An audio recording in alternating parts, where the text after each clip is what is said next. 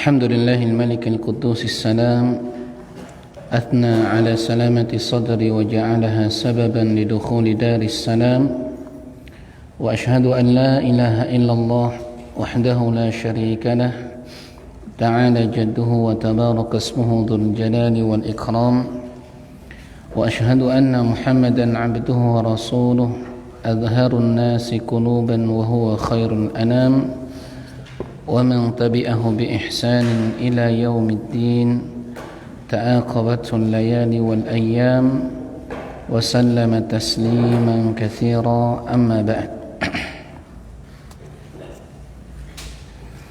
إخوتي في الدين وأخواتي في الله بارك الله فيكم. Alhamdulillah, kita bersyukur kepada Allah Jalla wa Ala kembali diperjumpakan di majlis yang berberkah ini. Kita memohon kepada Allah Jalla wa Ala semoga majlis ini diberkahi dan diberikan taufik agar kita senantiasa diberikan keistiqamahan di dalam mengikuti Al-Quran dan Sunnah ala fahmi as-sahabah. Nah,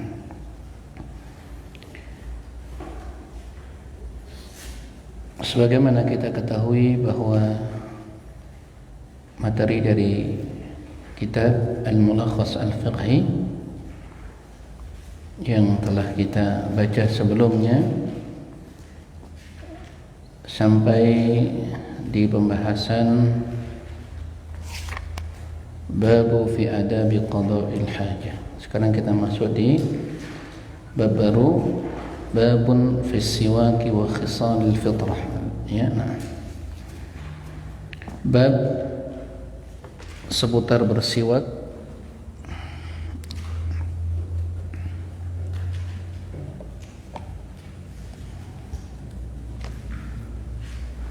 dan perkara-perkara fitrah yang disunnahkan.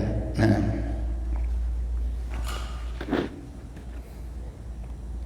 berkata muallif hafizahullah ta'ala,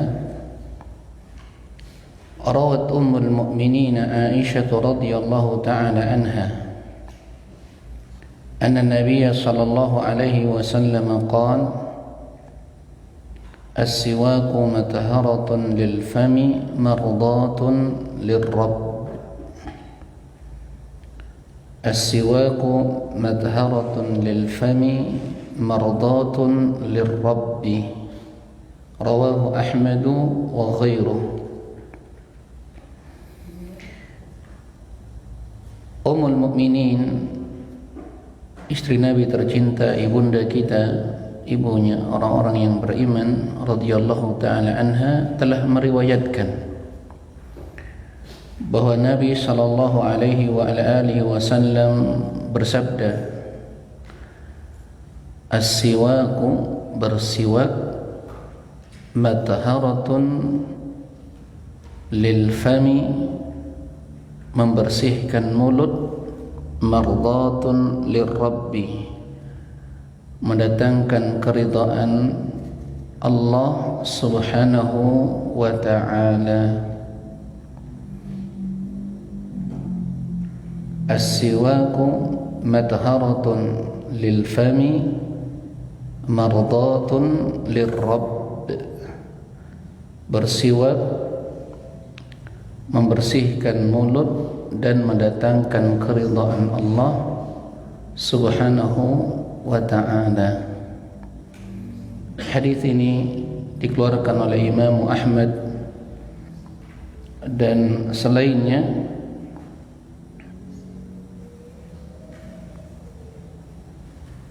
dan juga Al-Imam Al-Bukhari mengeluarkan dalam Kitabus Shaum secara mu'allaq. Al-Imam Al-Bukhari mengeluarkan di dalam Kitabus Shaum secara mu'allaq.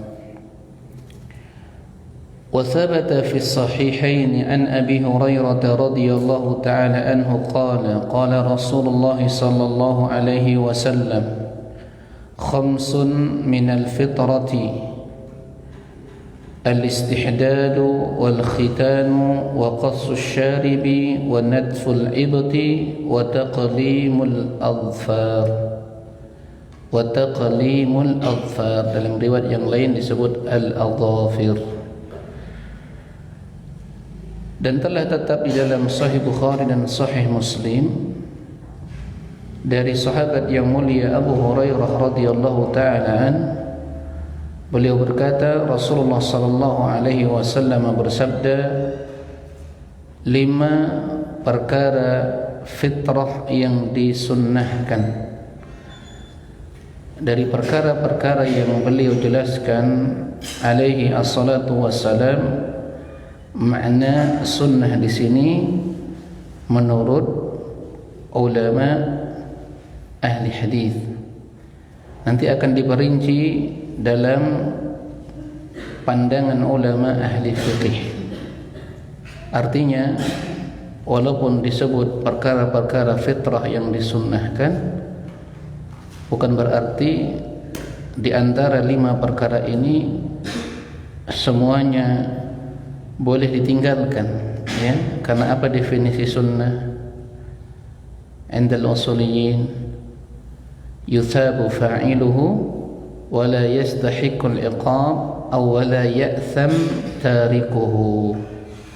Yuthabu fa'iluhu, akan diberi pahala orang yang mengerjakannya, wa la yastahiqqul iqab aw wa la ya'tham, dan tidak mendapatkan hukuman, tidak berdosa orang yang meninggalkannya.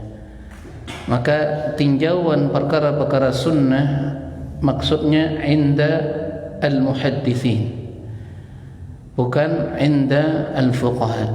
Kenapa? Nanti di antara perkara-perkara yang akan kita bahas ini ada perkara yang hukumnya wajib. Apa contohnya? Yaitu menjulurkan jenggot bagi laki-laki, berkhitan bagi laki-laki. Itu sunnah menurut ulama fikih atau wajib? Wajib, ya. Fahami di sini, ya, insyaallah. Maka kalau dikatakan ini perkara-perkara sunnah, perkara-perkara fitrah yang disunnahkan, maksudnya apa? Menurut ulama ahli hadis. Di tafsil, dirinci lagi dalam amalannya menurut ulama ahli fiqih. Kenapa dari 5 fitrah yang disebutkan dalam hadis, atau di hadis yang lain nanti ada 10. Nah, di antara perkara-perkara yang fitrah itu bahkan hukumnya wajib. Contohnya apa? Nabi sallallahu alaihi wasallam kama jaa min hadits Abi Hurairah radhiyallahu taala an, akhrajahu al-Bukhari wa Muslim, juz'us syawariba wa arhul liha khaliful majus. Rapikan kumis, biarkan jenggot, maksudnya terurai, ya. Selisih orang-orang penyembah api, orang majusi. Ini wajib atau sunnah? Kalau ada orang dikasih pangkas jenggotnya, berdosa enggak? Berdosa. Kenapa? Karena menurut ulama ahli fiqih ini hukumnya wajib. Faham, ya? Wajib untuk dibiarkan, ya, tidak boleh dipotong.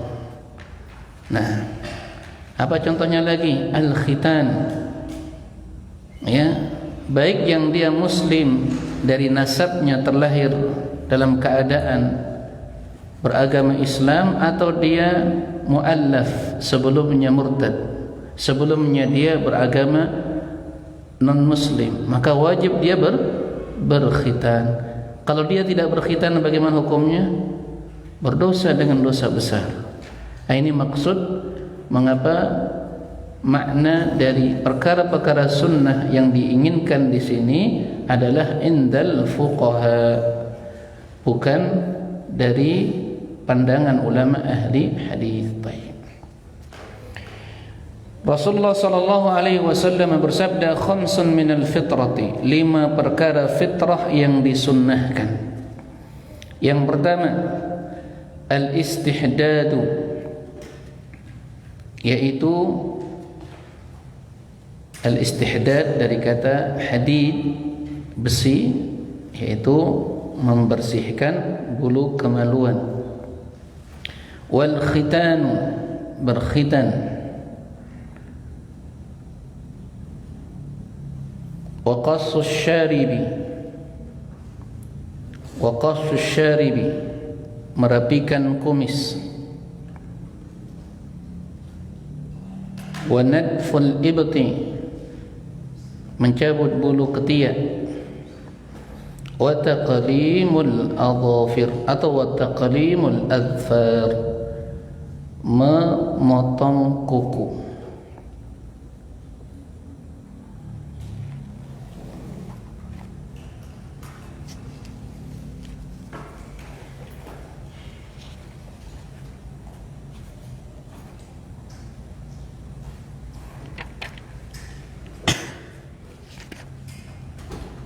Nanti akan dijelaskan satu persatu oleh muallif hafizahullah taala. Kita bacakan dulu ya. Alhamdulillah, ana bersyukur ikut berbahagia ini. Tahaddus bin ni'mah, sebagai bentuk mensyukuri nikmat kita membincangkan semua dari kebaikan sebagai bentuk syukur. Teman-teman hampir semuanya pegang kitab, masya Allah. Jadi inilah yang sebenarnya ta'lim ya. At-ta'lim wa ta'allum, seseorang itu mengkaji kitab para ulama. Karena memang ilmu itu ya ikhwatal iman, apa yang ada pada kitab para ulama. Adapun kita ini hanya menukil saja. Bahkan kita khawatir kalau berbicara tidak menukil. Itulah ciri-ciri dakwah Ahlus Sunnah wal Jamaah. Imma yang kita nukil Al-Quran, Sunnah, atau aqwal para ulama. Ulama pun demikian, beliau menukil dari guru-gurunya yang mendahului. Guru-gurunya juga menukil sampai kepada tabi'in, dari atba'ut tabi'in, tabi'in para sahabat hingga kepada Rasulullah sallallahu alaihi wasallam. Maka ini bentuk peningkatan seseorang di dalam belajar. Tidak mengapa kita mungkin baru pemula ya, berhijrah dengan nikmat Allah, ikuti kajian-kajian tematik, kajian-kajian yang menggugah jiwa, menyemangati hati untuk belajar, itu bagus. Nah, akan lebih baik lagi tahapan dalam belajar itu ditingkatkan. Alhamdulillah teman-teman belajar bahasa Arab, belajar ahkamut tajwid ya. Kemudian dia membahas kitab bersama guru-guru kita. Itulah bentuk seseorang memiliki ihtimam, perhatian dan himmah, tekad yang kuat di dalam menuntut ilmu. Jangan sampai kita sudah bertahun bahkan berpuluh tahun lamanya mengaji ya, tidak ada peningkatan ilmiah. Jadi kita belajar itu bukan harus menjadi ustadz ya. Tidak harus tampil, bahkan ujiannya berat menjadi ustadz itu, menjadi dai itu. Ya, butuh untuk memperbaiki keikhlasan. Ya, seperti apa yang di hadapan kita ini perkara-perkara yang akan memfitnah, menguji para dai. Ada live streaming dan lain sebagainya. Nah, tapi karena di dalamnya ada manfaat, maka kita lakukan. Apa ilmu yang kita pelajari tidak bermanfaat? Masya Allah bermanfaat. Antum baca itu kitab sampai di rumah, murajaah dengan istri, dengan anak-anak ya. Pulang kerja dijadwalkan, saya ulang baca yang saya pelajari sama guru tadi, saya ulang baca lagi ya. Akhirnya kehidupan rumah tangga itu terasa lebih nikmat ya. Di murajaah dengan teman yang sudah mulai bisa baca kitab. Begitulah keadaan para penuntut ilmu. Dia berusaha bagaimana meningkatkan ya keilmuannya, pemahamannya terhadap agama ini. Karena keindahan Islam, kesempurnaan Islam tidak bisa dirasakan, dinikmati kecuali oleh orang-orang yang memahami agama ini. Ya. Nah, maka ini sebuah nikmat yang patut untuk kita syukuri. قال حفظه الله تعالى وفي الصحيحين أيضا عن ابن عمر رضي الله تعالى عنهما مرفوعا.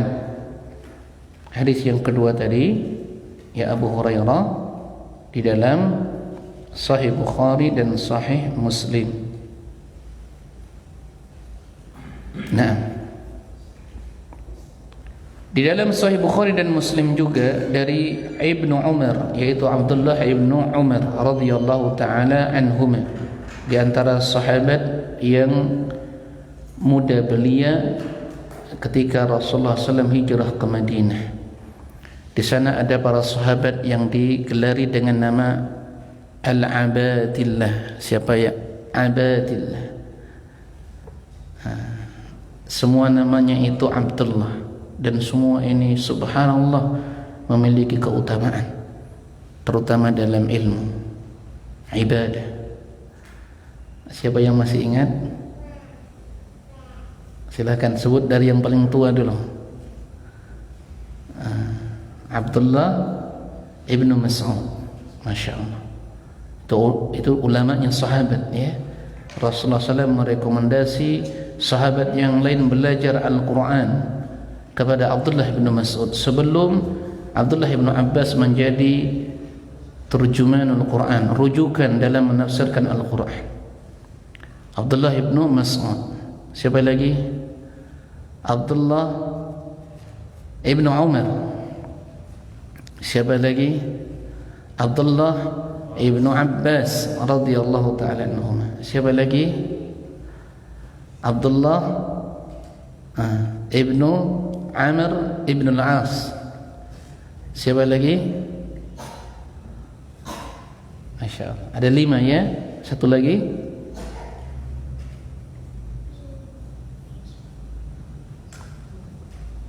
Akhi Uthman. Satu lagi. Abu Khalid ulangi tadi yang 4. Siapa saja? Abdullah ibn Mas'ud, Abdullah ibn Umar, Abdullah ibn Abbas, Abdullah ibn Amr ibn al-As. Abdullah, satu lagi. Abdullah man? Siapa yang ingat? Ada 5 abadillah. Ya, ada sebagian menyebut 4, ya, sebagian ulama di antaranya Imam As-Suyuti 5. Abdullah ibn Zubair ibn Al-Awwam. Ini para ulama sahabat yang digelari dengan abadillah karena namanya Abdullah. Maka beliau meriwayatkan secara marfu', ya, artinya hukumnya ini marfu' sampai kepada Rasulullah sallallahu alaihi wasallam. Hujjah. Ukhfu syawariba wa a'ful liha. Ukhfu, ya, rapikan. Asyawarib, ya, jamak dari syarib, yaitu kumis-kumis kalian. Wa a'ful liha, dan biarkan jenggot. Para ulama berbeda pendapat dalam merapikan kumis. Apakah dicukur habis pakai silet atau digunting? Sampai seperti itu para ulama ya. Sebagian ulama mencukupkan digunting, sebagian ulama itu tidak mengapa dicukur habis. Wallahu ta'ala alam. Permasalahan ini luas, maka tidak mengapa dia pakai pencukur, walaupun ana sendiri mengikuti ulama yang pakai gunting ya. Di dalamnya ada maslahat-maslahat. Perkaranya sangat luas. Nah, di antara ulama yang berpendapat makna di dalam memaksudkan kata akhfu atau ukhfu itu adalah merapikan, ya, seperti Syekh Muqbil dan Syekh Abdurrahman As-Sa'di rahimahumullah. من هذه الأحاديث وما جاء بمعناها أخذ الفقهاء الأحكام التالية. Dari hadis-hadis ini dan apa yang datang semakna dengannya, maka para ulama mengambil atau menetapkan hukum-hukum sebagai berikut. Jadi dasarnya itu hadis siapa yang pertama? Ummul Mukminin. Yang kedua hadis Abu Hurairah. Yang ketiga hadis Abdullah ibnu Umar. Nah, radhiyallahu taala anhum. Yang pertama, hukum yang ditetapkan oleh para ulama berdasarkan hadis-hadis tadi. Inna lillahi wa inna ilaihi raji'un. Berapa ininya Abu Khalid listriknya di sini? 3.000. 2.000. Naik. Oh, Masya Allah. Kasih naik 3.000. Enggak, ini bukan, ini cuma habis akan pulsa. Oh, Masya Allah. Ada pulsanya? Habis pulsa. Iya. Habis pulsa.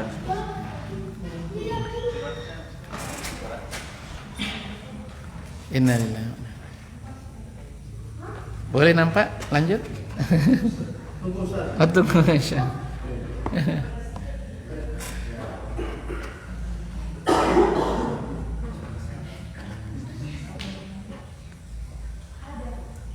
Kalau dulu nggak pakai lampu ya, kalau orang tua kita dulu, Masya Allah, pakai cuman lentera begitu, Masya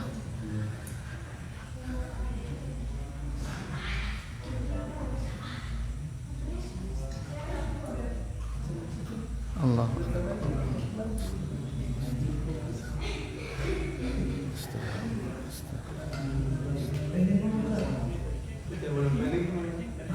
Enggak apa-apa, biar aja enggak apa.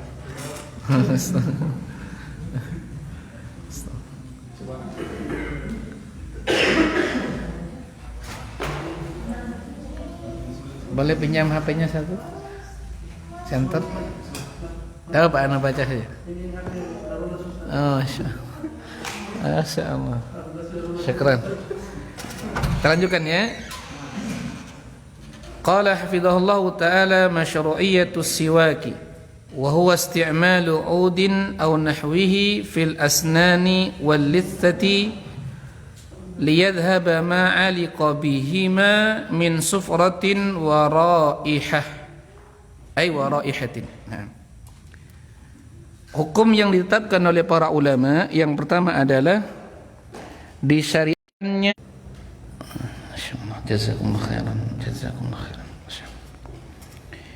Menggunakan pohon rantus ataupun pohon arad dan yang semisalnya fil asnani wal lithati, di gigi dan gusi, di sela-sela, untuk menghilangkan atau membersihkan sesuatu mausulah yang menempel pada keduanya, dan juga membersihkan gigi min sufratin, dari warna kuning ya, kalau jarang dibersihkan, wa raihah, aroma yang kurang sedap. Nah, maka subhanallah ya, sempurnanya Islam ini, bahwa hadad dinun nazahah wa dinut taharah. Agama kita adalah agama yang menjaga kebersihan dan kesucian. Baik itu kesucian secara maknawi, hati-hati kita, keimanan kita dari kesyirikan dan kekufuran, juga menjaga kebersihan zahir fisik kita, penampilan ya, sampai kepada hal-hal yang sedetil ini. Subhanallah, tidak ada satupun agama yang lebih sempurna ya di dalam menjaga segala urusan kecuali agama al-Islam. Inna ad-dina 'indallahi al-Islam. Nah. Qala wa qad warada annahu min sunanil mursalin, dan telah datang riwayat sebagaimana dikeluarkan oleh Imam At-Tirmidzi dan juga Ad-Daruqutni, bahwa bersiwak merupakan sunnah, kebiasaan dari kebiasaan para rasul terdahulu. Masya Allah. fa awwalu man istaka Ibrahim alaihi salatu wassalam, maka nabi yang pertama bersiwak adalah Nabi Ibrahim, masyaallah, alaihi assalatu wassalam. Wa qad bayyana Rasul sallallahu alaihi wasallam, dan sungguh Rasulullah sallam telah menjelaskan tadi hadis Ummul Mukminin ya, annahu matharatun lil fami, bahwasanya bersiwak itu mampu membersihkan mulut. Maka bersyukur ya ikhwah, kita dimudahkan di zaman ini ya. Seandainya tidak bisa membeli siwak pohon arak, rantingnya atau ratus dan yang semisalnya, para ulama membolehkan pakai sikat gigi ya. Bahkan menurut mazhab Syafi'i ya, dalam matan Al-Baijuri itu orang-orang bermadzhab Syafi'i itu bersiwak menggunakan jarinya ya, jari bagian yang tebal, apa namanya, ngapalan kata orang Jawa, karena dia keras kan, jadi ketika berwudu digosok-gosok, itu termasuk bersiwak juga menurut mazhab Syafi'i. Kenapa? Untuk tujuannya membersihkan ya sesuatu yang menempel di antara sela-sela gigi dan gusi, dan untuk menjaga aroma mulut tetap harum. Nah, ay munadhifun lahu, membersihkan mulut, mimma yustakrahu, dari aroma yang tidak sedap. Itu manfaat yang disegerakan dan bisa dirasakan, masya Allah. Dan ada manfaat yang tidak terlihat tetapi senantiasa akan mendatangkan kecintaan Allah ya, thawab wa jazaa'u, ats-thawab wal jazaa' ya, balasan dan pahalanya di dunia dan di akhirat. Apa itu? Wa annahu mardhatun lirabb, bahwasanya bersiwak itu mendatangkan keridhaan Allah subhanahu wa ta'ala. Ay yurdi ar-rabb tabaraka wa ta'ala. Nah, mendatangkan keridhaan Rabb tabaraka wa ta'ala. Wa qad warada fi bayanihi wal hatti alaihi aktsaru min 100 haditsin, masyaallah. Jadi kalau kita memahami fikihnya, maka akan bertambah ya semangat kita di dalam beribadah. Karena yang mendorong seseorang itu beramal, beribadah, karena bermula dia diberikan al-fiqh, yaitu al-fahm, itulah ilmu ya. Telah datang hadis-hadis yang menjelaskan tentang siwak dan dorongan untuk bersiwak lebih dari 100 hadis, masya Allah ya, aktsaru min 100 haditsin. Jadi kalau begitu perhatian Rasulullah SAW tentang perkara ini cukup besar. Makanya telah datang satu riwayat yang sahih ya di dalam Musnad Imam Ahmad dari sahabat Abu Hurairah dengan sanad yang sahih. Rasulullah SAW bersabda, "Laula an asyqa ala ummati la amartuhum bis-siwak 'inda kulli salah." Dalam riwayat yang lain, inda kulli wudu. Kalau bukan karena aku khawatir hal itu memberatkan umatku, masya Allah. Jadi Nabi itu sosok yang penyayang kepada kita ya ikhwatal iman.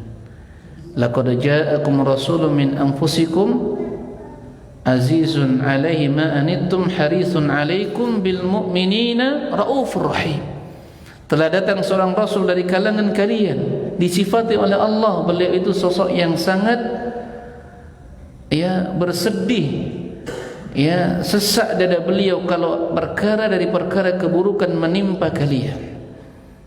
Apa yang membuat Nabi bersedih melebihi kesedihan beliau seandainya umatnya itu dimasukkan ke dalam neraka?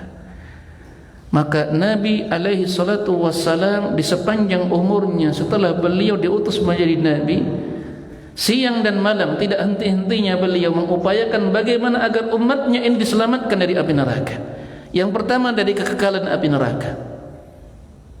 Apa jalannya? Tauhid. Karena yang menyebabkan seseorang kekal di neraka terjatuh dalam syirkul akbar. Cinta enggak Nabi? Tidak ada yang menanding kecintaan Nabi kepada kita. Hatta orang tua kita, meskipun istri kita, dia bilang hidup, ya, cinta hidup semati katanya, ya. Tidak ada yang bisa menandingi cinta Rasulullah SAW kepada kita. Nah,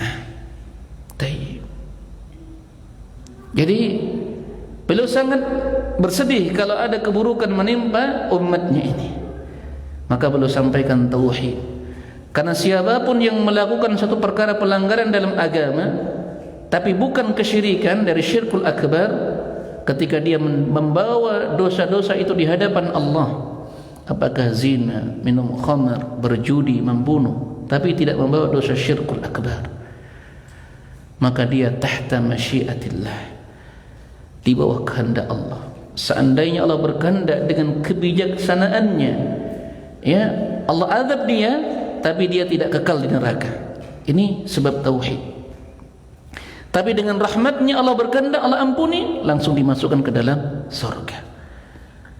Ya ibna Adam, law ataitani bi qurabil ardi khataya wa la tusyriku bi syai'a la ataituka bi qurabiha al maghfirah. Akhrajahu Tirmidzi bi sanadin sahih. Wahai anak Adam, seandainya kalian menghadapku dengan membawa dosa seberat bumi, tapi engkau tidak berbuat kesyirikan sedikit pun kepadaku, maka aku akan mendatangkan ampunan seberat itu pula. Subhanallah. Ini akidah Ahlus Sunnah wal Jamaah. Pelaku dosa besar dia tetap muslim selain daripada dosa syirkul akbar, dan dia tidak kekal di neraka. Kalau Allah berkehendak dimasukkan dia ke dalam neraka, kemudian dia dimandikan di sungai kehidupan, dimasukkan ke dalam surga. Ini jasa siapa? Jasa Rasulullah SAW. Karena Nabi mendakwahkan tauhid. Tauhid ini pokok dari seseorang, mengapa dia tidak kekal di neraka. Alamat ya kebinasaan yang luar biasa. Seseorang kalau kekal dalam neraka, tidak ada harapan hidup. Kalau tahu dirinya itu kekal di neraka, mungkin dia sudah, ya, bertaubat, bersegera kepada Allah. Artinya apa? Kalau tahu dia pentingnya tauhid dan besarnya bahaya kesyirikan, dia akan pelajari tauhid dan dia akan pelajari kesyirikan. Dia hindari sekecil apapun jalan-jalan yang akan menjerumuskan dirinya dari kesyirikan, dan dia akan tempuh berbagai jalan walaupun berat jalan itu, penuh dengan onak duri, penderitaan, pengorbanan. Dia akan tempuh tauhid agar dia istiqamah di atasnya. Tidak ada perkara yang mampu menyelamatkan dia ketika menempuh sirat. Di antara kanan dan kirinya ada al-kalalib, ya, yang mengait-ngait, kecuali tauhid. Oleh karena itu Rasulullah SAW yang paling berjasa dalam hidup kita. Harisun alaikum, beliau sangat bersemangat, antusias untuk mendatangkan manfaat untuk kalian. Bil mu'minina rauf, beliau sangat santun, rahim, penyayang kepada orang-orang yang beriman. Maka sampai perkara-perkara yang semacam ini, kalaulah bukan ini memberatkan, aku khawatir memberatkan umatku, seperti ketika Nabi bangun, ya, di malam Ramadan, beliau keluar salat. Besok malamnya manusia berduyun-duyun. Di malam di ketiganya semakin banyak. Dalam satu riwayat di malam keempat semakin banyak. Akhirnya Rasulullah tidak keluar lagi. Apa sebabnya? Beliau khawatir kalau salat tarawih itu akan diwajibkan oleh Allah untuk umatnya. Saya enggak Nabi, saya. Bahkan telah datang riwayat di dalam Sahih Bukhari, qad warada bi annahu ishtaka ila rabbih jalla wa ala. Nabi itu mengadukan kepada Allah tentang pendeknya umur umatnya. Dari sisi apa? Karena umat terdahulu umurnya panjang-panjang. Ya, kalau seandainya umur umatku ini pendek, tentu sedikit peluang untuk beramal kebaikan. Subhanallah, cinta terhadap Nabi, cintanya luar biasa. Ketulusan cinta, kejujurannya tidak diragukan. Kemudian sebagai bentuk kasih sayang Allah, yang umur umatnya tidak akan ditambah lebih, berkisaran 60 tahun, tapi peluang dia untuk menyamai kebaikan umat-umat terdahulu itu besar, bahkan bisa melebihi. Dengan apa? Dengan apa, Bang Syatri? Diturunkannya Lailatul Qadar. Itu karena pengaduan Rasulullah SAW kepada Allah tentang pendeknya umur umatku dibanding umat-umat terdahulu, dibanding umur umat-umat terdahulu. Seseorang kalau dia setelah baligh, setiap Ramadan di 10 malam terakhir berjaga-jaga untuk mencari Lailatul Qadar, dia beramal kebaikan yang bertepatan dengan malam Lailatul Qadar, lebih baik dari 1000 bulan. Subhanallah, lebih kurang 83 tahun. Setiap tahun coba kalikan, ya. Misalnya orang dikasih umur 20 tahun saja, dia balik, taruhlah umur 12-13, sisa 7 kali 83 berapa, Pak? 7 kali 83 berapa? Ustaz Dery guru matematik. Masya Allah. Berapa Ustaz Dery? Biar nggak susah 10 saja. Berapa? Subhanallah. Ditambah lagi 10 tahun. Taruhlah dia punya umur setelah balik 20 tahun. Subhanallah. 20 kali 83 Ustaz ya. Berapa itu? Karena umurnya Nabi Nuh berapa tahun? 900 tahun Nabi kurang. Subhanallah.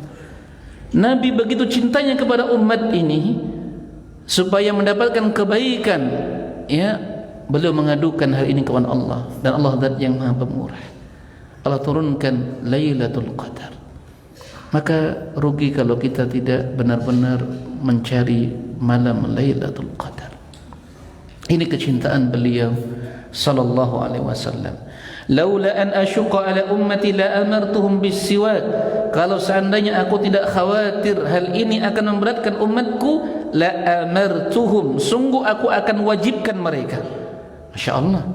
Karena dalam kaidah usul, al-aslu fil amri tufidu lil wujub. Asal daripada perintah itu memberikan faedah hukum wajib. Jadi Nabi khawatir akhirnya tidak wajib hukum siwak ini. Inda kulli salah, ketika hendak salat, dalam satu riwayat ketika wudu. Seandainya pun tidak diwajibkan, di dalamnya ini banyak keutamaan, ada banyak keutamaan. Tadi telah disebutkan oleh beliau alaihi salatu wassalam. Yang pertama apa? Madharatun lil fam wa mardatun lir rabb. Ini sudah cukup bagi kita. Ini sudah cukup bagi kita agar kita menjaga, ya, ikhwatal iman, ya, kita seluruhnya untuk apa? Menjaga di antara perkara yang sangat ditekankan, yaitu bersiwak. Mimma yadullu ala annahu sunnatun muakkadah. Ya, dari apa yang telah datang dalil-dalil tadi menunjukkan bahwasanya bersiwak itu hukumnya sunnah yang sangat ditekankan. Masya Allah. Jadi kalau begitu kita mau sholat jangan lupa bersiwak.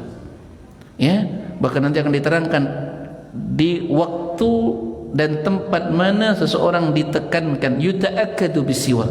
Nah, hatta syari'u alaih, syariat ini telah mendorong untuk hal itu, artinya bersiwak. Wa raghaba fi, sama ya, memotivasi. Walahu fawaidu 'azimatun, padanya ada faidah-faidah yang agung. Min a'zamiha wa ajma'iha ma asyara ilaihi fi hadzal hadits annahu madharatun lil fami mardatun lirrabb. Dan di antara faidah yang paling agungnya, ya, dan paling mengumpulkan semua kebaikan-kebaikan dari manfaat siwak, apa yang telah diisyaratkan padanya di dalam hadis Ummul Mukminin tadi. Apa itu? Bahwasanya bersiwak membersihkan mulut dan mendatangkan keridhaan Allah Subhanahu wa taala. Adzan Abu Khalid belum malamnya. Baik. Kalau begitu ya sedia siwak di rumah ya. Kalau tidak ada siwak sudah ada sikat gigi, masya Allah. Tetapi yang lebih mencocoki sunnah, dan ini sikap pertengahan dalam pembahasan ini sebagaimana diterangkan oleh Syekh Ibnu Utsaimin kitabnya Syarhul Mumti, bagaimana seseorang yang tidak punya siwak, ya maksudnya pohon arok rantingnya tadi ya, maka seandainya dia mampu, maka yang lebih mencocoki sunnah dia bersiwak dengan apa yang Nabi bersiwak dengannya. Tapi kalau tidak, ketika dia sudah berniat untuk bersiwak sebagaimana yang dicontohkan oleh Rasulullah SAW, tapi tidak memungkinkan dia untuk memiliki alat yang serupa, maka tidak mengapa dia dengan sikat gigi, dengan pasta gigi ya, maka dia telah mendapatkan keutamaan pahala siwak, pahala bersiwak. Dari sisi pahala, kalau dari sisi manfaatnya tentu jelas diperoleh ya, seseorang selalu bersikat gigi. Nah, ketika hendak sholat ya, ketika hendak sholat, ketika membaca Al-Quran, ketika mendatangi istri dan lain sebagainya.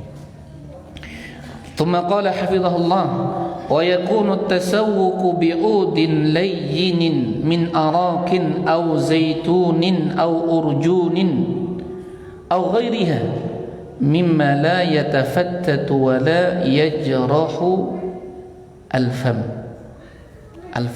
ya, maf'ulun bih. Bersiwak itu bisa menggunakan ya ranting pohon arok yang lembut ya, lembut dia, jadi serat kayunya itu lembut. Nah, serat ranting kayu itu lembut. Atau boleh juga dengan ranting pohon zaitun ya, masya Allah. Atau urjun ya, sejenis pohon delima, dia juga punya ranting lembut. Atau selain daripada itu, yang pada intinya bahan siwaknya itu tidak melukai ya, yajrah, yatafattat sama ya, tidak melukai, tidak mencederai organ mulut kita, apakah bibir, apakah gusi, karena kalau terlalu kasar apalagi keras maka dikhawatirkan akan melukai. Ini masya Allah beliau terangkan sedetil mungkin ya. Nah, wa yusannu siwaku fi jami'il awqat, disunnahkan bersiwak di seluruh waktu, di seluruh keadaan ya, hatta lis-shaimi fi jami'il yaum, bahkan orang yang berpuasa ya di sepanjang siang harinya, ala sahihi, menurut pendapat yang paling kuat, juga disunahkan untuk bersiwak. Nah,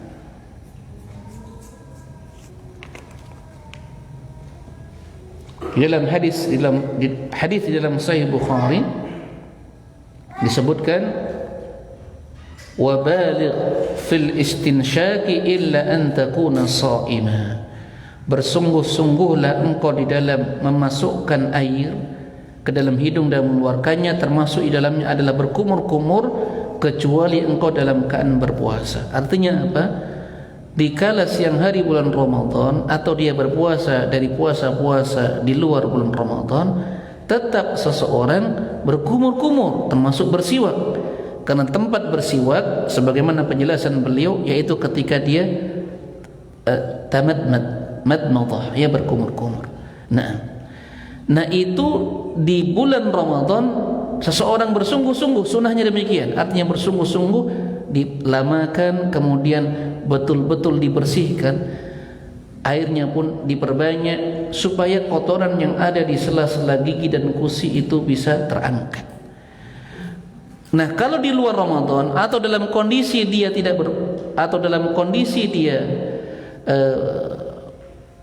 berpuasa, maksudnya kalau dia di bulan Ramadan atau dalam kondisi berpuasa, tetap dia berkumur-kumur, tetap dia bersiwak, tetapi agar lebih berhati-hati. Itu maknanya ya. Kenapa? Dikhawatirkan air itu akan masuk ke kerongkongannya. Tetap dia berkumur-kumur, tetap dia bersiwak, tetapi kalau dia berpuasa dituntut untuk lebih berhati-hati. Nah, ini menunjukkan apa? besarnya manfaat ya siwak dari sisi ya kesehatan, dari sisi pahala dan keutamaan. Wa yuta'akkadu fi awqatin makhsusatin, dan lebih ditekankan di waktu-waktu yang dikhususkan. Di sini tidak diterangkan waktu-waktunya, nanti akan ditambahkan faedah ya. Kapan saja bersiwak itu disunnahkan. Fayuta'akkadu 'indal wudu, ditekankan bersiwak ketika berwudu. Liqaulihi sallallahu alaihi wasallam, berdasarkan ucapan Rasulullah sallam, laula an asyqa ala ummati la amartuhum bisiwak 'inda kulli wudu'in. Ini riwayatnya ya. Tadi riwayat yang lain inda kulli salat. Hadis sahih dalam Sahih Bukhari, Muslim dari sahabat Abu Hurairah dan Zaid ibnu Khalid. Jangan ragu lagi ya, lebih dari aktsar min mi'ati hadis, lebih dari 100 hadis ya, hadis yang membahas tentang siwak ini, baik membahas tentang anjurannya, keutamaannya, manfaatnya, dorongan-dorongan terhadap ya upaya untuk menjaga sunnah yang agung ini. Kalau bukan karena aku khawatir hal ini akan memberatkan umatku, sungguh aku perintahkan mereka bersiwak. Artinya wajibkan ketika berwudu.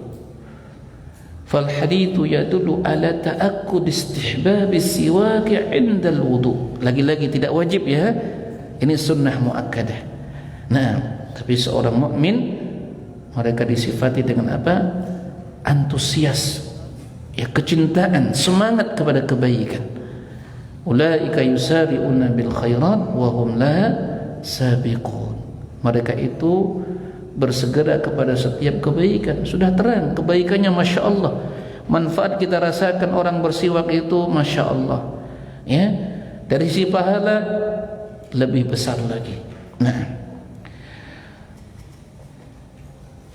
maka hadis tersebut menunjukkan atas penekanan ya disunnahkannya bersiwak ketika wudu. Wa yakunu dzalika hadal madmadah, ini dia ya, beliau menerangkan secara eksplisit ya, secara terperinci. Yakunu dzalik, bersiwak itu ya waktunya ketika wudu kapan? Ketika berkumur-kumur, al-madmadah ya.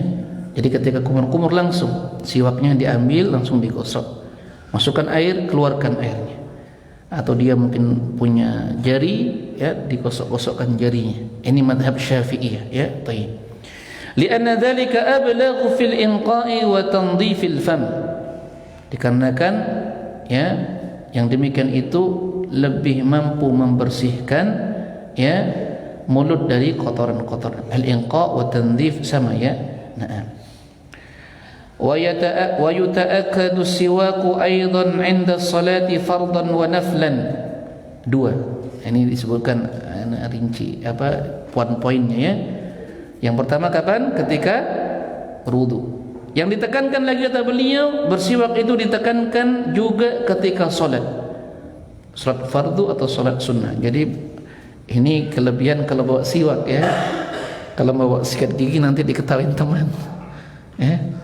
Kan nggak mungkin bawa sikat gigi mau sholat taruh sini.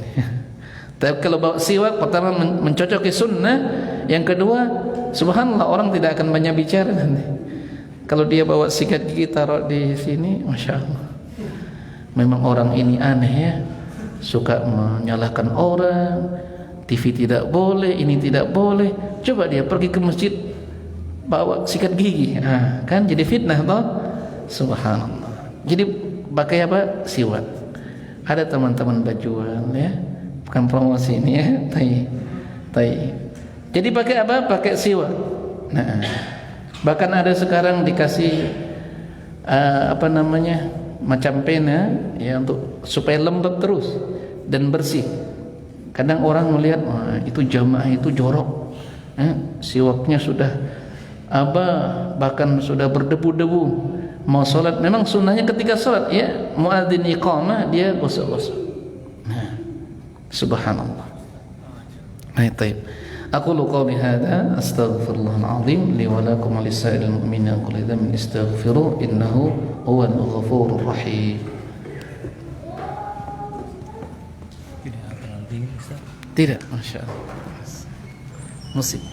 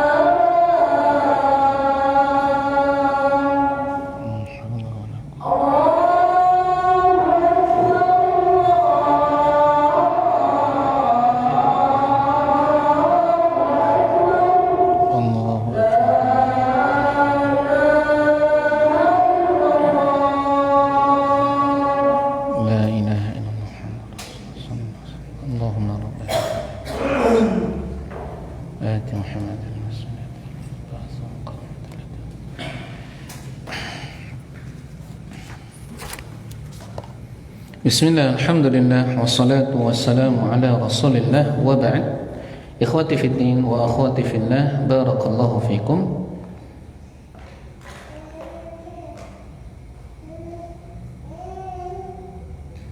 Yang pertama tadi ketika berwudu, yang kedua ketika salat, baik salat wajib maupun salat sunnah. Kapan dia lakukan? Ketika hendak takbiratul ihram, jadi bersiwak. Nah, biasanya imam, ya kita sering melihat para guru-guru kita, masyayikh itu kalau mau salat bersiwak. Nah, subhanallah. Dan banyak yang dicontohkan oleh para ulama, ya.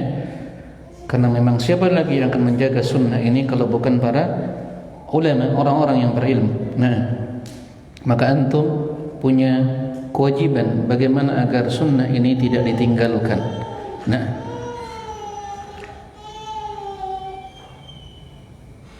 لأننا قال حفظه الله تعالى لأننا مأمورون عند التقرب إلى الله أن نكون في حال كمال ونظافة. Dikarenakan kita orang-orang yang beriman diperintah ya untuk mendekatkan diri kepada Allah dalam keadaan sebaik-baik ya penampilan dan kebersihan. Nah, tidak mungkin orang mau salat masih berbau aroma bawang merahnya, kan terganggu. teman sebelah, ya, dia sendiri pun tidak nyaman, ya, baru makan sate belanga, lupa dia mau gosok gigi, DP serat keras, tergigit nyangkut, ya memang belum batal salatnya, ya memang dia tidak membatalkan wudu, ya, daging sapi, tapi membuat dirinya tidak nyaman beribadah. Ini kan sesuatu yang harus dibersihkan, ya, harusnya dibersihkan. Tayyib. Idharan li syarafil ibadah, yang menampakkan, ya, sikap memuliakan dan mengagungkan sebuah ibadah. Ini sifat orang-orang yang beriman.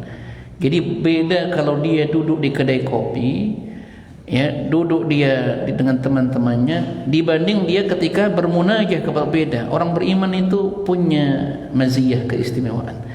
Jangan dia ketika duduk di kedai kopi seperti itu pakaiannya, salat pun demikian, Allah musta'an. Bahkan yang lebih parah lagi, ketika kepada makhluk penampilannya luar biasa, ya, harus berhias, badannya bersih, harumnya luar biasa. Tapi kepada Allah subhanahu, kadang-kadang cuma pakai pakaian ala kadarnya saja, ya. Walaupun itu tidak membatalkan ibadahnya, tapi akan merusak, ya, keutamaan pahala yang dia akan raih. Dari si pengagungan saja berbeda. Kepada makhluk luar biasa dia hormatnya, tapi kepada Allah, Allahul musta'an, zat yang mencukupi urusannya ketika dia susah. Bukan makhluk yang memberikan solusi, Allah yang memberikan jalan keluar. Kadang dia lebih menyandarkan diri kepada, ya, sebab, bukan kepada zat yang menciptakan sebab. Susahnya bukan main, ini sudah dikejar hutan. Ada orang luar biasa, ya, dia membantu dalam kondisi yang sangat sulit, akhirnya dia menghormatinya, membalas kebaikannya, termasuk penampilannya luar biasa. Dia lupa bahwasanya zat yang menciptakan makhluk, yang memudahkan hatinya, melembutkan hatinya untuk menolong dirinya dalam kesulitan, itu Allah subhanahu wa ta'ala. Lupa dia. Nah, ini orang-orang yang dikhawatirkan kecil kesyukurannya kepada nikmat Allah. Dia kadang lebih takut kepada makhluk daripada kepada zat yang menciptakan makhluk. Dia lebih takut rezeki dari mana dia dapat, dari tempat-tempat dia bekerja, daripada zat yang mengadakan rezeki. Nah, perbaiki keadaan ini. Kemudian kata beliau, wa yata'akkadu siwaqu aidan 'inda al-intibahi min naumil laili aw naumin nahar. Ditekankan juga bersiwak ketika bangun tidur malam atau tidur siang. Ya, ini yang ketiga, ya. Li'annahu sallallahu alaihi wasallam kana idza qama min al-laili yashuthu fahu bis-siwak. Dikarenakan Nabi sallallahu alaihi wasallam ketika bangun malam, beliau menyela-nyela mulutnya alaihi salatu wasallam dengan siwak. Hadisnya sahih, ya, di dalam Sahih Bukhari dan Sahih Muslim. Nah, jadi ketika salat dalilnya jelas, ya. Tadi laula an asyqa ala ummati la amartum bisiwak inda ma'a kulli salat. Wudu jelas. Tadi juga hadis siapa? Dalil-dalilnya ini penting, ya, di garis bawahi. Ketika salat hadis siapa? Ikhwan, hadis siapa tadi? Abu Hurairah Zaid ibnu Khalid dalam Sahih Bukhari dan Sahih Muslim. Ketika wudu Abu Hurairah ialah Musnad Imam Ahmad. Nah,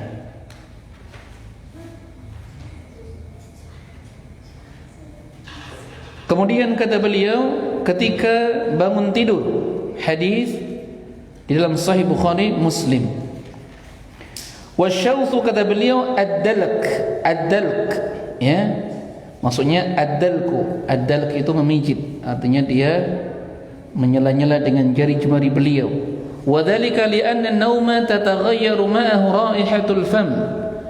Dikarenakan tidur, ya kondisi namanya tidak sadar, itu merubah aroma mulut. Ya, bukan hanya orang tidur ya. Bapak lama tidak bicara, tidak beraktivitas menggunakan organ mulut, ya, itu juga akan mempengaruhi aroma mulut. Karena menurut ahli kesehatan, orang yang berbicara itu akan mengeluarkan asam yang bermanfaat untuk menjaga kestabilan antara bakteri yang baik dengan yang buruk. Beda orang yang diam. Ya, makanya orang yang diam lama itu berpotensi mulutnya cepat bau dibanding yang dia beraktivitas menggunakan organ mulutnya. Apalagi orang tidur.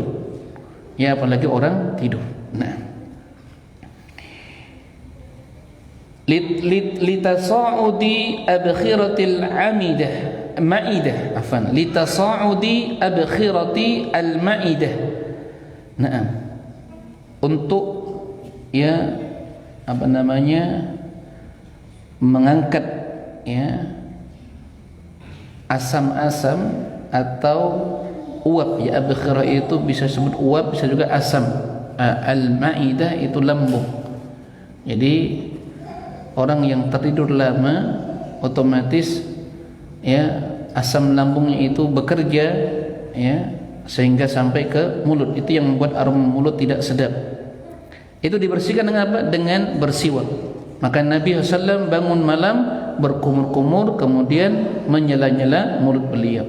Wasiwaku fi hadhihi al-halati yunadhifu al-fama min athariha. Bersiwak dalam keadaan semacam ini membersihkan mulut dan sisa-sisanya. Wa yata'akkadu siwaku aidan inda taghayyuri raihatil fami bi aklin aw ghairihi. Dan ditegakkan juga bersiwak ketika berubah aroma mulut oleh makanan atau selainnya. Mungkin dia makan makanan yang berat, atau yang ringan, makan buah yang aromanya tajam, misalnya durian dan atau bawang-bawang dan lain sebagainya, maka lebih ditekankan lagi.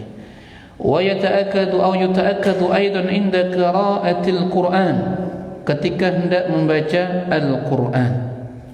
Nah, disebutkan di dalam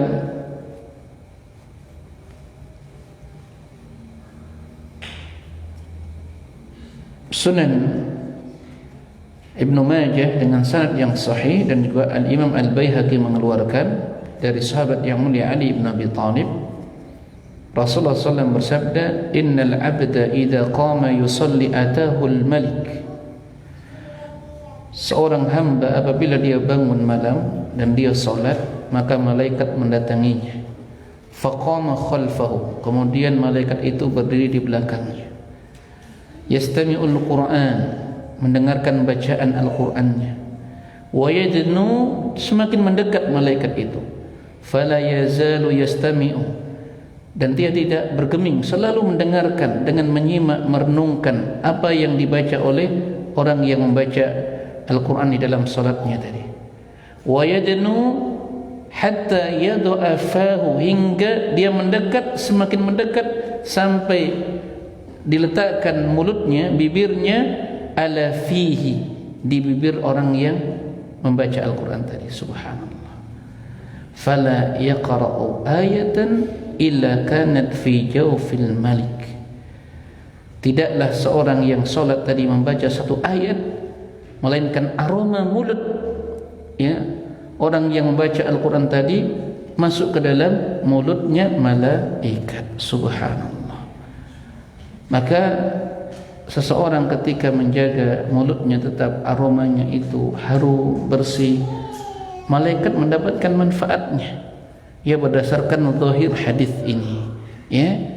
Ini diantara waktu-waktu di mana ditekankan seseorang untuk bersiwak, menjaga siwak. Litandifil fami wa tatyibihi, untuk membersihkan mulut dan mengharumkannya. Ketika litilawati kalamillahi azza wa jal, ketika dia membaca Al-Qur'an. Nah, jadi kapan saja Pak Yang pertama ketika wudu, yang kedua ketika sholat fardu atau sunnah, yang ketiga bangun tidur, keempat ketika berubahnya aroma mulut, baik karena makanan ataupun yang lainnya, yang kelima ketika membaca Al-Quran. Masya Allah. Ada tambahan lagi, wa kadza inda dukhulil masjid, demikian juga ketika masuk masjid. Masya Allah. Wal manzil, dan masuk rumah.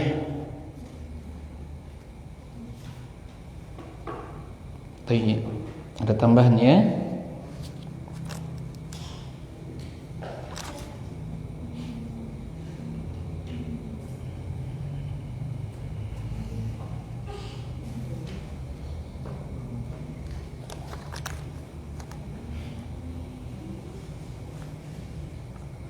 Disebutkan dalam Sahih Bukhari,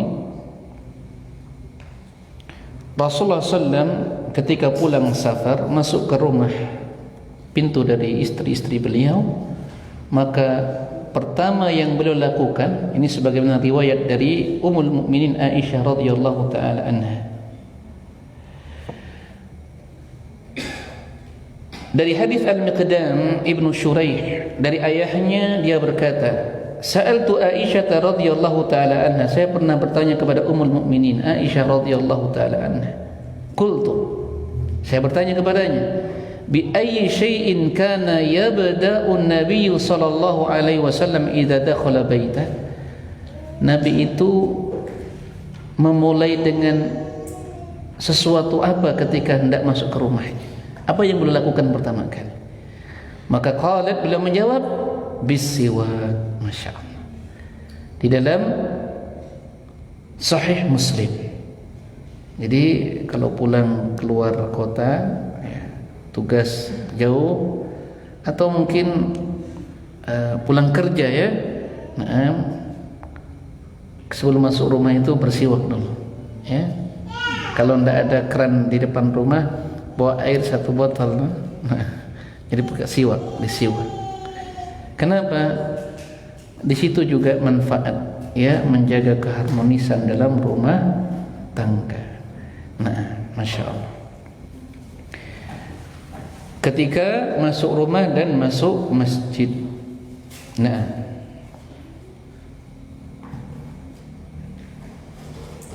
kapan lagi? Ketika gigi sudah mulai menguning. Nah, ini dia. Inda sufratil asnan. Dan ketika inda tulis sukut, ketika banyak diam. Ini biasanya yang kerja kantoran kan di depan komputer tuh begini terus, atau bagian kan kerjanya pakai tangan, kan mulutnya tidak mau bekerja. Nah, itu juga mempengaruhi, ya, apa tadi, litasa'udi abkhiratil ma'idah,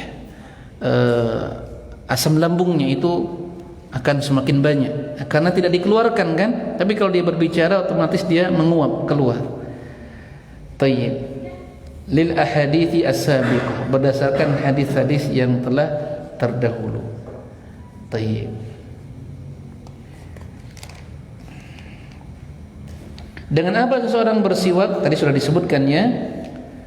Yusannu ayyakuna at-tasawwuqu bi'udin wa rutbin, ya, dengan ranting kayu yang lembut, ya, seratnya itu lunak supaya tidak melukai mulut. Nah, sebagaimana di dalam hadis Musnad Imam Ahmad, Nabi SAW itu bersiwak dengan audu araq, ya. Nah, kemudian dia bersiwak dengan tangan kanan atau tangan kiri. Nah, ini dia. Maka para ulama berselisih pendapat, ya, bersiwak ini apakah bisa dianalogikan dengan membersihkan kotoran? Makanya ada ulama yang berpendapat yang lebih mencocoki sunnah dengan tangan kiri.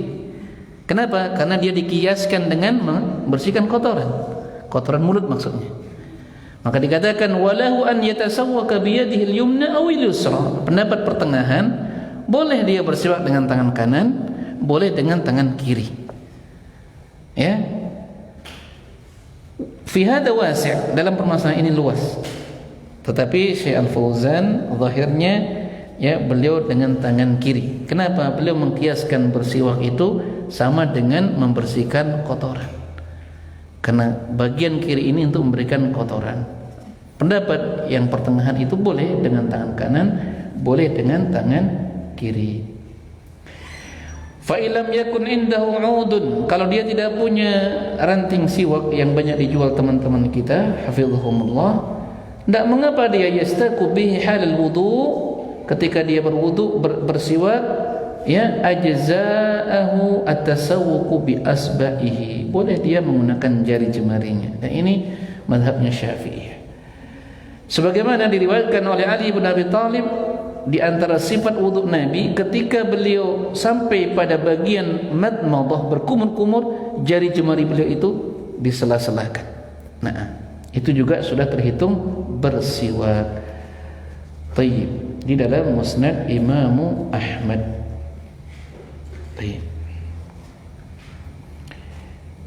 Wa yakunu tasawwuqu bi'udin layyin min arakin aw zaitunin. Oh, sudah ini, afwan. Mana tadi? Wa sifatu tasawwuqi an yumira al-miswaqa, ya, af'ala, ya, wazan af'ala yuf'ilu, an yuf'ila, an yumirra al-miswaka ala lisatihi wa asnanihi fayabtadi'u mina aw fayubtada'u min al-janib al-aymani ila al-janib al-aysari wa yumsiku al-miswaka biyadihi al-yusra. Ini dia. Syekh sepertinya merojikan dengan tangan kiri. Kenapa? Karena mengkiaskan bersiwak itu sama dengan membersihkan kotoran. Masya Allah. Seperti itu ulama ya, detil, fikihnya mendalam. Bukan berarti tanpa dalil ya. Mengapa merojikan bagian kiri? Ada ulama yang boleh kanan, boleh kiri. Karena itu dibangun di atas ilmu. Semuanya dibangun di atas dalil. Bukan asal-asal ya. Macam orang bagus, dia kasih motivasi, jenggotnya jangan dipotong Pak, ya, kasih lebat. Kenapa? Setiap helai janggut itu ada malaikat yang bergelantungan. Nah, Masya Allah. Begitu kan?